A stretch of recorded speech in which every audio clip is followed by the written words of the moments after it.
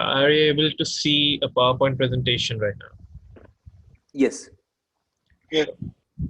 So yeah, we'll be starting with blockchain. I hope that you have some sort of an idea about what blockchain is. If even if you don't, then also it doesn't matter because we'll be able to get an overall idea about what blockchain is, what kind of development has already been done, and what will be done in the recent times. Right now, what we can say, yeah, here is the definition, just the definition of what blockchain is according to hyperledger.org. It is a blockchain is a peer-to-peer distributed ledger, okay, forged by consensus, combined with a system for smart contracts and other assistive technologies. So right now, this definition may seem, too technical for you. So we'll in the further slides, we'll discover like how what each of these terms mean, what peer-to-peer means, what distributed ledger means, what consensus means, and what smart contracts means. And after that, we'll review this definition again to see if we are able to understand blockchain more deeply. So, what is blockchain? Blockchain is a block of chain. It's a chain formed by blocks. A block commonly consists of four pieces of metadata. Here, as we have already seen written here, the reference to the previous block. What this means, we'll see later on what the terms specifically mean. It's the reference to the previous block is stored as metadata. The proof of work, also known as nouns. Proof of work is the consensus algorithm. We'll also see that later. Timestamp, a Merkle tree root for the transactions included in this block. So this is like the four pieces of metadata stored in a block that actually makes a block, and these blocks combine to form a chain. So that is basically what a blockchain is. So yeah, blockchain has a data structure. So what you see in front of you right now is the structure that blockchain has. You see there's a block 10, there's a block 11, and there's a block 12, right? So here, the block 11 stores the hash of block 10, and block 12 stores the hash of block 11. A hash basically is a cryptographic value of all the contents of that particular block, right? If you're aware of what a hash is. So if anything changes in, let's say, block 11, then the hash of block changes. So it doesn't, if the hash changes of a particular block, then the previous hash stored in block 12 does not correspond with this hash, the newly created hash, right? So that's how a blockchain breaks. And the blockchain is capable of correcting this. That's why if unwanted changes occur in a block, then we'll be able to find out about it. That's why a blockchain becomes immutable. Because if any changes occur in the chain of blocks, then you'll be able to recognize it. The blockchain will correct itself. So that's how blockchain is said to be practically unhackable.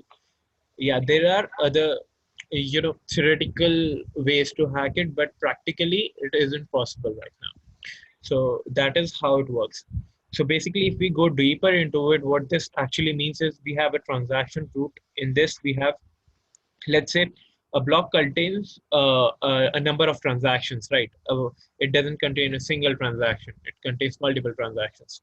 So here we have a transaction, like four transactions happening right now. So each transaction generates a hash. This transaction generates hash 1, hash 2, and hash 3. Then hash 1 and hash 2, here hash 0 and hash 1 combine to form hash 0, 1. So these are combined. Then these hashes are combined. And these hashes are combined to form a particular hash of the whole block, right? And this hash is stored as previous hash to the next block. So a chain is formed here. So I guess everybody understands the data structure that is involved in the blockchain. If I'm getting too, like, if the pace is not right for you, if I'm too fast, then you can tell me anytime. I'll slow it down. Okay.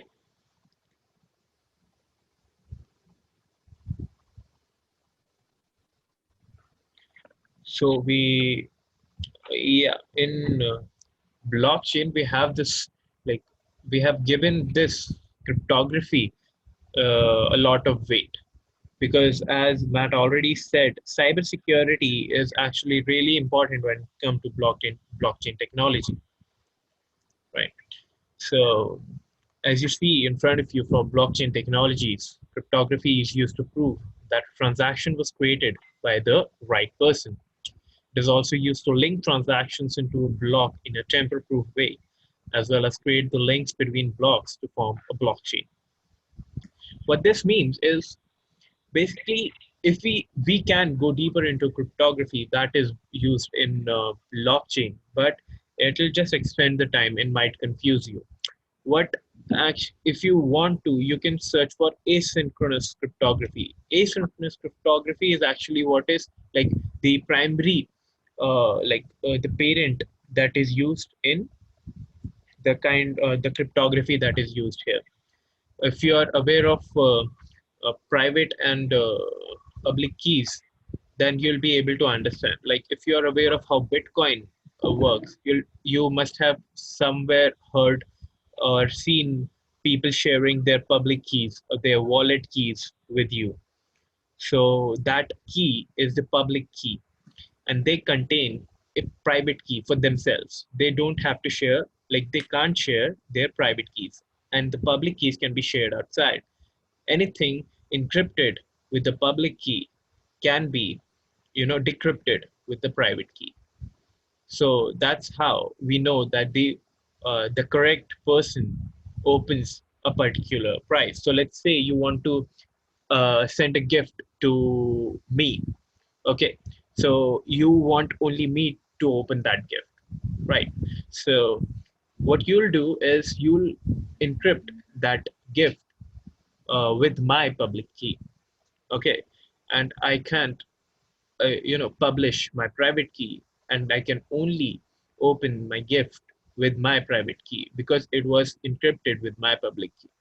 So that's how you make sure that that particular gift was opened by only me. So that is the overall, like, a scenario I've created where you can see how asynchronous cryptography is being used. So yeah, the similar concept at a much complicated level is used in public blockchains and also in some of the private blockchains. What this public, private, permission, non-permission blockchains means, we'll look into it a bit later. Nadim, it's good that you're explaining. It's just that also keep in touch the time because it's just 25 minutes. So, because some of the concept you don't need to go too much detail because if someone want to learn, they can also come back and learn us because as you mentioned, some of these concepts are much deeper than just 20 minutes webinar. Okay, sure. You just want to scratch the surface right now, just give them an idea. Okay, great, no problem. So yeah, here, basically, what you see in front of you is the difference between a centralized database and a blockchain. Here we have a controller database, and we have clients and users. Here we have a decentralized concept. What this actually means, we'll be able to understand a bit later. There are basically open public blockchains, and we have permissioned enterprise blockchains. So the public blockchains, you already know, the coins, Bitcoin, Ethereum, Litecoin. That's the kind of blockchains that are open to public. Everybody can search for the transaction number, and they can see the blocks and what kind of transaction happened on that block. So that is a public blockchain.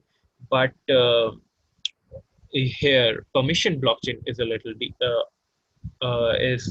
different. Permission blockchains, and we have also private blockchains. That also comes in under permission. Where basically these are partially decentralized structures. Here we have an owner of the blockchain that has the admin rights. We also have different enterprises connecting.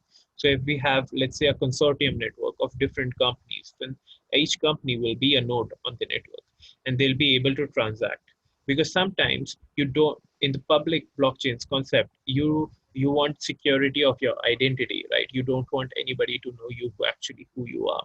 But in permission blockchains, when you are actually doing business with each other, then you want to know whom I am doing business with, right? So identity is basically a bigger concept in permission blockchains, and in public blockchains, it's basically about how you hide it. So yeah, that is the kind of structure that you get if you have a peer-to-peer network. The right one here, this is a decentralized structure where each PC here is a node on the network, right? So each node actually helps in correcting a blockchain. And here we have a server that connects different PCs, right? So that is a centralized structure. This is a P2P, peer-to-peer node structure. This is what is used in blockchain. So yeah, this is, I've already actually gone through this when we understood what a Merkle tree is. Here is a Merkle tree, right? So if, let's say, a transaction, our hacker came, let's say a hacker did something to it, like a transaction here, changed transaction A to A dash. So if that is changed, then the hash of that transaction changes. Then the hash combined with hash of B also changes, and the hash of the whole block changes. So the hash doesn't match with the previous hash stored in block 12. So here the blockchain severs. So when the blockchain is broken, then the other nodes, all the other nodes also have a copy of the blockchain. So they will validate it, and they'll say that no, this is an error. So that's why a blockchain corrects itself. Here, basically, smart contracts are the logic of the blockchain. So let's say a smart contract is deployed on the blockchain, and for example, let's say if two parties are trying to transact for different type of goods. Let's say there are let's say a farmer is there, and an organization that wants the goods from the farmer. So a smart contract will be on the blockchain, and when the transaction happens, when both parties have the goods that they want to transact with, then they'll be able to transactions occur on the blockchain with the help of these smart contracts. So this is the workflow of it. We create transactions, and then transactions are included in the block, and then validation occurs, and then it is added on the blockchain. How it is added, we can go in depth later. Here is a famous blockchain. This is Ethereum. Ethereum is an open blockchain platform that lets anyone build, use decentralized applications that run on blockchain technology. How Ethereum does that? Ethereum has Ethereum virtual machine. Like if you have used Java, Java has JVM that enables it to run on every single machine. So Ethereum has EVM that lets applications, decentralized applications, to run throughout. So yeah, so that's how dApps come into the picture. These are some of the examples of high-profile decentralized applications on the market right now. You can actually go through the link I have in chat, and you can go through this PowerPoint presentation to see what these actually are. So yeah, this is an important concept for consensus algorithms. Consensus algorithms are used to validate blocks actually, and are used to create blocks also. A consensus algorithm hence does two things. It ensures that the data on the ledger means the blockchain, is the same for all nodes in the network, and in turn prevents malicious actors from manipulating the data. The consensus algorithm varies with different blockchain implementations. But this means that we have different types of consensus algorithms. We have proof of work, proof of stake, proof of elapsed time, simplified present time fault tolerance, proof of authority. These are some of the kind. Here, proof of work is a very famous one, consensus algorithm, because that is what is used in Bitcoin. And when you see Bitcoin, you also see Bitcoin mining. And what this mining is basically proof of work in action. You mine, basically a bunch of computers combined together form try to solve a particular problem, and they solve that because that is how the structure is for a block to be mined, a block to be created and get attached to the chain. So that is how proof of work works. Yeah. So we come to this, our Hyperledger. Uh, just right. So here in Hyperledger, we have different Hyperledger. Basically, what Hyperledger is it is an umbrella project, as Matt already told you about. It is an umbrella project of open source blockchains and related tools. It was started in December 2015, and it was started with by the Linux Foundation. So we have these DLT frameworks, decentralized frameworks, and the tools for Hyperledger. The different frameworks are listed here. We have Iroha. Iroha was led by Suramitsu. We also have Sawtooth. Sawtooth was basically under control of Intel.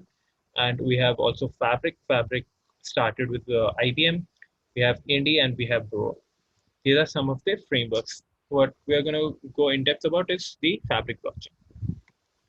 And here are some of the tools that we have. We have the Cello, we have Explorer, and Composer. Composer is a really important tool because it provides the visibility over a running Hyperledger. Yeah, the Explorer. The Explorer provides visibility over a running Hyperledger blockchain network. This is a web-based application where one can view all the transactions and so on. In Composer, it is used for creating and deploying business network applications, such as smart contracts over a Hyperledger network using a high-level Composer language. What it is for Composer, we can go in depth later. So this is a structure of how an Ethereum app works. We have a wallet in the EVM and a distributed network of different kind of nodes that is formed on the network. But we're going to keep our focus to Hyperledger right now. And these are some of the Ethereum keywords. We have gas, V, Solidity, Truffle, MetaMask. It's basically like these are some of MetaMask and Truffle. These are some of the tools that you use to create a decentralized application in Ethereum. Solidity is the language that you use to write the smart contracts, right? V or Ether. Ether is the currency, the coin in Ethereum network. V is basically uh, 10 to the power minus 6 of an Ethereum. Like Ethereum is a very big unit, right? You can't use Ether all the time. You use V. So it is 10 to the power minus 6. That so basically 1 Ether is equals to 10 to the power 6V. We also have a gas. Gas is basically the amount you set for the miners, basically. So the miners get the kind of gas for each transaction to happen. You have to have some sort of gas ready for them. So yeah, these are some of the doubts that we have. If you have any